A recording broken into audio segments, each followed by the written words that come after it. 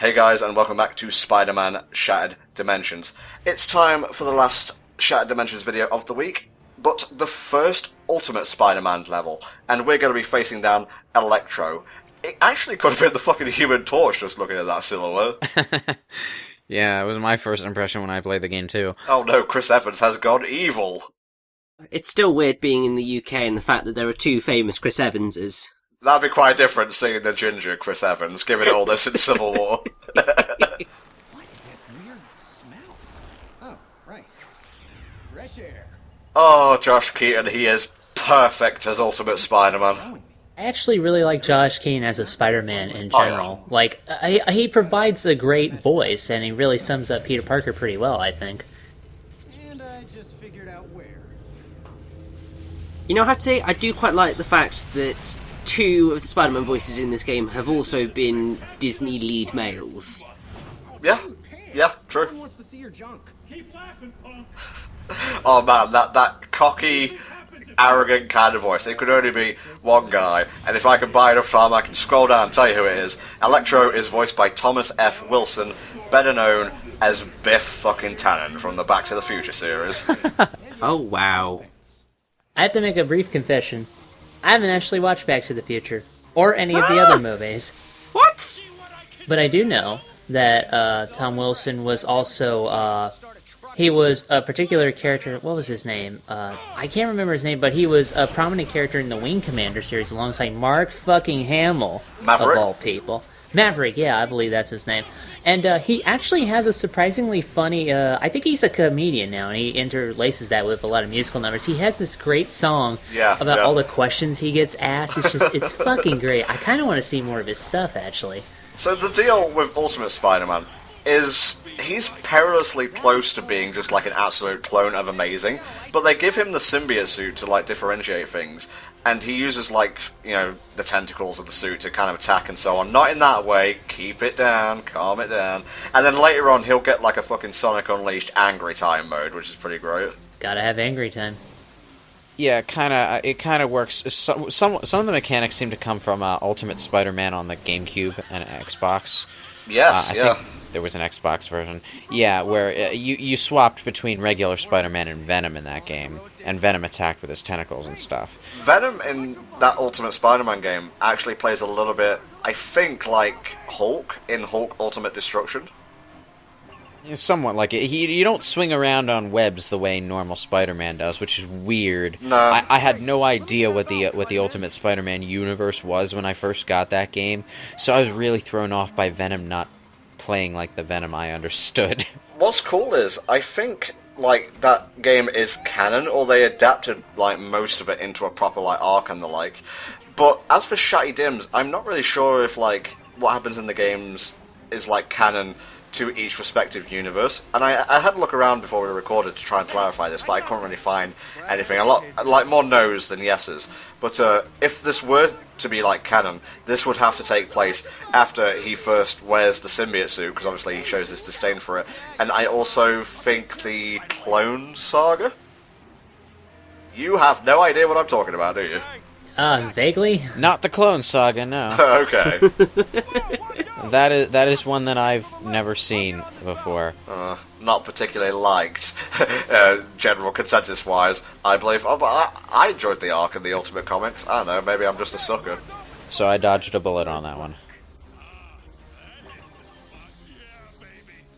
Like we're seeing here, the main villain for this is Electro. He's different, obviously, compared to the 616 version. I have to say, out of, you know, all the various Spider-Man rogues that he has had, I have to say, I actually kind of like 616 Electro and Shocker in particular a whole bunch. And I really hate how they give Shocker shit. Because, like, his idea is that, you know, oh, he just wants to be this simple thief and things like that. And a lot of times these minor arch nemesis of Spider-Man usually have the power to take him on. Electro in particular is actually really powerful in 616. It's just that he's too stupid to realize that. And I hate that. Because, like, they take these guys and they treat them like shit, when really, if they had better writers, maybe, to kind of, you know, take the character in different directions that aren't defined by their flaws, I think we could actually get some really good Electro and Shocker stuff in general. Well, he didn't actually start out like this in the Ultimate Comics. Max Dillon, who I think is named the same in every incarnation and universe he pops up in, was just a normal guy. Like, not in terms of powers, but he looked like a human, like a bold human, but still a human. I actually forget how he turns all blue and whatnot in the Ultimate Comics, but he also turns up in the Ultimate Spider-Man game, and I remember specifically because when screenshots first appeared, I think it's Venom who fights him, I thought it was Silver Surfer, and I know a lot of other people did as well. He does sort of have that look, doesn't he? I also really like Electro in Spectacular Spider-Man, where he's voiced by Crispin fucking Freeman, of course, naturally. Wait, was Electro in Spectacular? I remember Shocker definitely was. Yes, he was. Huh. He had this thing where, I think with him, he was more reluctant to be a fucking villain, because he got turned into an electricity man, and that would piss me off too. Yeah. He wears like a green suit and has like a helmet that pops off when he wants to. That actually, I remember that. That's pretty cool. They try and like strike a balance between 616 Electro and the Spectacular art design, where you know how 616 has like the goofy kind of, well, at least in the old days. Like the Triceratops points is what he's got going on, yeah. Basically, so instead of having that, his electricity just kind of flares out into that shape whenever he takes off his helmet, which is a really nice compromise. Yeah, I'd have to say he's probably my favorite version of Electro overall. Yeah, my main experience of Electro is from The Amazing Spider-Man 2. Ah. It's probably not the best example of Electro, although he is easily the kind of best bit about that film.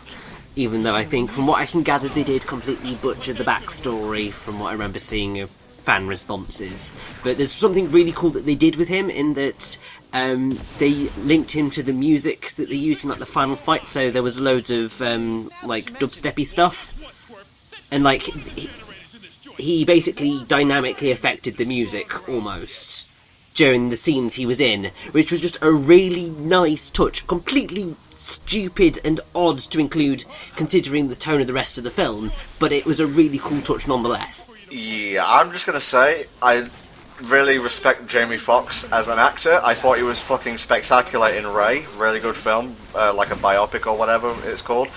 I would not have picked him to be Electro, personally. I think what they were trying to do was trying to go for, let's get as many kind of star people in as possible so that we can sell this thing, and then they really didn't buggered fucking it up. work. That's Sony for you. What's your opinion on this mess, Lewis? Well, I don't know enough about Electro to say who would be good to or bad to cast as him, but you know, from the sound of it, just getting a whole bunch of famous faces into a movie is the wrong way to approach casting. So Queen Latifah as Electro.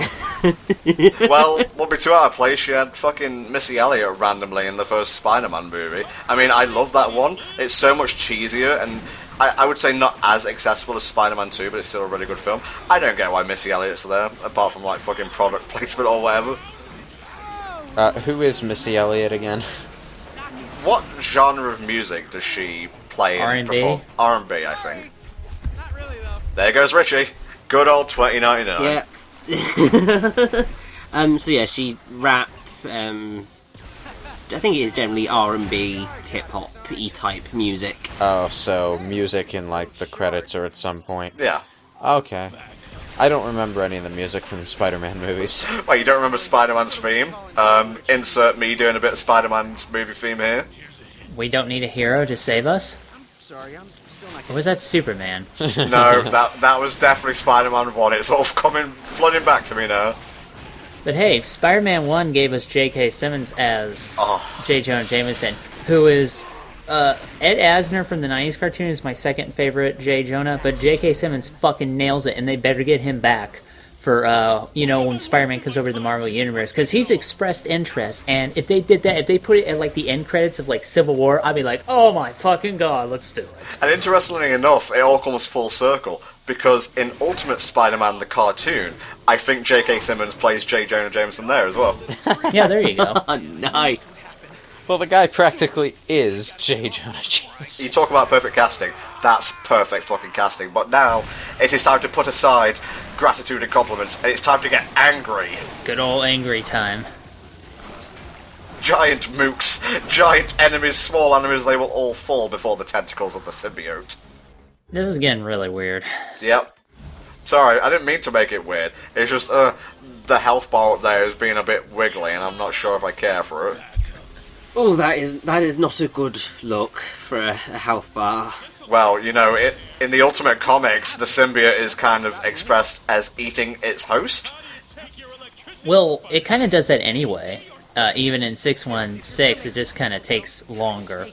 Well, I don't really want to ignore the fact that Electro and Spidey were going back and forth with fucking electricity quips, which is great. Again, don't know why there's no in-game subtitles a lot of the time, missing out a lot of the quips, but, wait, what was my point again? Oh, right, yeah, that's it. The symbiote in Ultimate turns out to be kind of like a cancer, complete with, like, random teeth and whatnot. Eddie Brock found that out the hard way. Ooh. Well, I mean, the symbiote's basically a parasite. Uh-huh. So, it makes sense. Didn't, like, Gwen Stacy come back in the Ultimate Comics, but she was actually Carnage? Does that still apply? Yeah, we'll talk about that when we actually get to the Carnage level later in the game. That sounds like a fucking stupid plot point. Oh, That God. sounds awesome. I don't know about you, but I thought that was kind of badass. She died like a G in the Ultimate Universe. That was nasty. That wasn't no, oh no, I saved her, but I didn't, and her neck snapped. She got, like, gutted, and, like, her innards sucked out. Damn. Yeah. And then Aunt May found her on the lawn when she came home from, like, work or whatever. The end. Jeez, that's dark. How shocking. The Ultimate Universe, nice, by the way, is a lot more upbeat in general, especially compared to, like, Noir 2099. But rough stuff happens there, I gotta say. In fact, I think Ultimate was kind of described as a more realistic kind of Marvel Universe, and I think that's what, like, drove a lot of people to, you know, seek it out. It kind of appealed to me, honestly, because there's a lot of baggage that comes with, like, 616, and Ultimate was just, like, a perfect getting on point, I think. Yeah, I can see that. This is a very particular kind of mini-boss, in that if you leave Electro alone too long, he will regenerate health. And another thing I noticed, you'll eventually have to, like, get him to fire a beam at you so he'll tucker himself out. I found, during my many OCD takes, that if you're walking along the beams, he tends not to do this as much as if you're on the ground. And you can see, like, the rows there, it specifically kind of, you know, teach you to get on the ground and trick him, so, you know, old SpaghettiOs, I guess. Bloody fucking electric men. Alright, speaking of electric people, just remembered something. This version of Electro kind of reminds me of the one in the MTV series, you know, with Neil Patrick Harris. He was blue too, a little bit of an outcast, it's crazy. I have to say, it looks like this is the type of fight that can get quite annoying because he's got kind of overly defensive super armor that stops you from attacking. He regenerates health. You've got things flying at you from everywhere. It doesn't seem particularly the most well-designed thing in the world. And also, you can't web zip to where he is. I believe you have to web strike, which is B.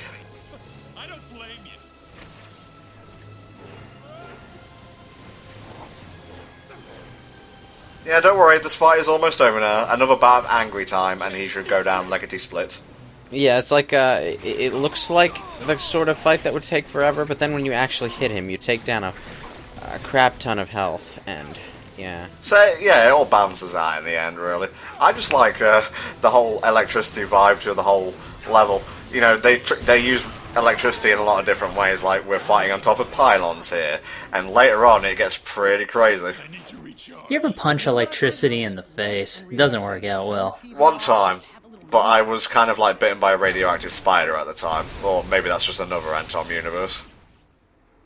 So, we've had two distinctly different boss fights in one level with the same boss character, and we're still not done.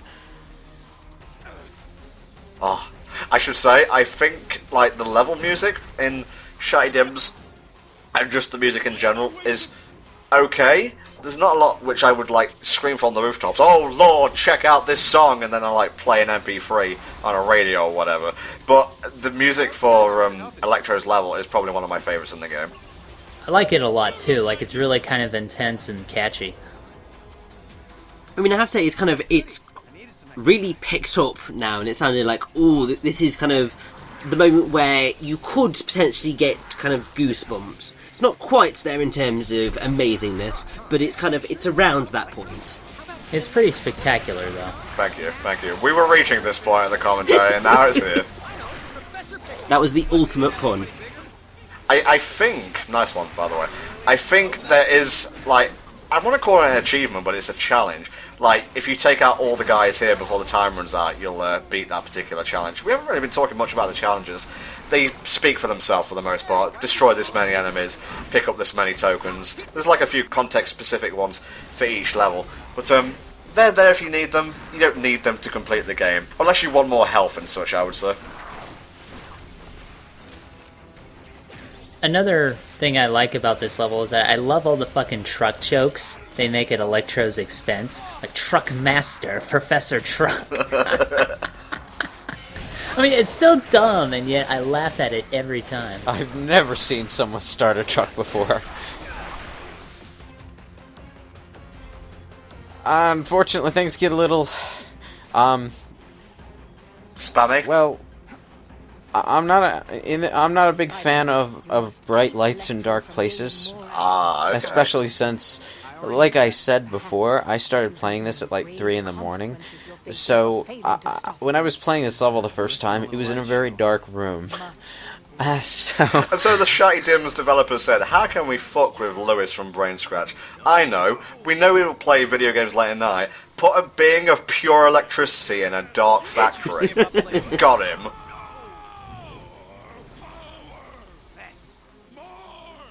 Oh, Josh, I fucking love you. No, you will die. Sometimes it's just hard to talk over a video game character. Yeah. Well, I mean, especially when they're being as funny as Josh Keaton is right now. Basically, it's like, yeah, everyone in the game is being funnier than we are. Ooh. If only I had a thing where I, like, didn't care, then I could just record LPs with ease. Oh, wait, I do. It's like the reason why no one in their right mind ever riffs over an actual comedy movie. Because, you know, what's the point? You're not going to be as funny as the actual movie is. What if it was a shitty comedy, though? Well, if it's a shitty comedy, that's entirely different. An actual funny comedy, no. Like, I think I remember doing a movie com of Disaster Movie, and that went pretty well, because you want to talk about shitty comedy movies, oh, look no further. Well, it was a disaster of a movie. Thank you, Meldragon. The amazing THD. Okay, looks like we're going to have a name change for 2016. I like how when these monsters get to the worker at the control panel, they take like 3 full seconds to do anything to them. Yeah, gotta give you a chance to fight back, I guess. Oh, they could just make them approach a little slower. It would look a little less silly. We've already been taught how to, like, save hostages, so it just kind of, like, repeats a similar set piece, but ramps it up a notch. I'm not really going to blame Shitey Dims for this specifically, because that's such an action game kind of thing. Well, I mean, that, and also it's very much a standard action game thing. Like, you get the games where they don't tend to do it, which are the ones that are trying to be unique, but this is pretty by the numbers with respect to its action game tendencies. The Amazing Spider-Man movie also reused this mechanic, like exactly this mechanic, where you pick up a victim that you need to rescue and carry them around, swing them around. Well, that happens also in Spider-Man 1 and Spider-Man 2, and I think Ultimate Spider-Man the game as well. Yeah, it's just, in the open world games, the people you can rescue tend to be a sort of collectible. Oh my god, that's a really depressing way of describing humanity. Literal trophy wives. Yeah. Yeah, it's what they are as far as the game is concerned. There's a set number of mental patients or injured people scattered around the city, and you need to find them all to complete the game 100%.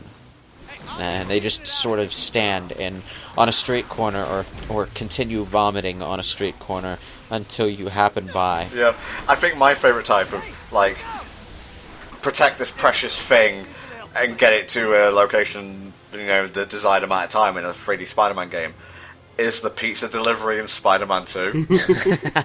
Yeah, I enjoy that. Oh, the music and Tobey Maguire, he gets a lot of shit, but he's pretty funny in those games. Yeah. I gotta go back and play Spider-Man 2 sometime. I gotta get myself a copy of it, of course. It will be fucking cheap as chips, mate, don't worry about it. Ugh, so many games to play, so little time. So many Let's Plays to, like, edit and whatnot and record and talk over.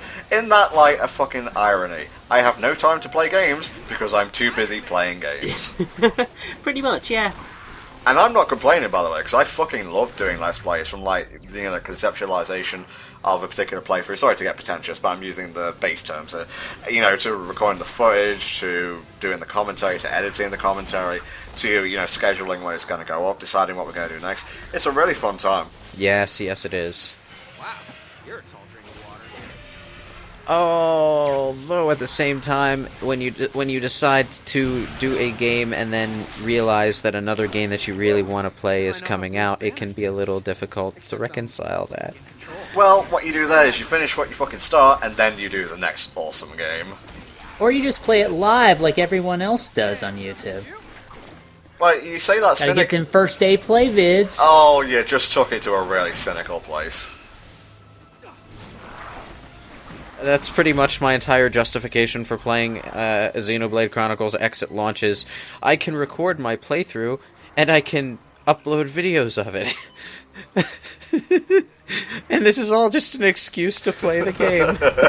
Oh, I love this. Let's listen to this. I have become a being of pure energy. Without past. Oh, Josh. I love you, babe. All that power. Oh, that was beautiful. Without pants. It's hard. Tom Wilson does a really great job as Electro, I have to say. He's probably like a damn near perfect voice for the guy, considering his ego. It's a great introduction to, like, the ultimate gameplay style, you know, beyond the tutorial. 'Cause you have, like, a really fun kind of villain here. Maybe not so much in the gameplay department, but he's, like, so personable. You can't help but like him. I guess also like Biff Tannen in that regard.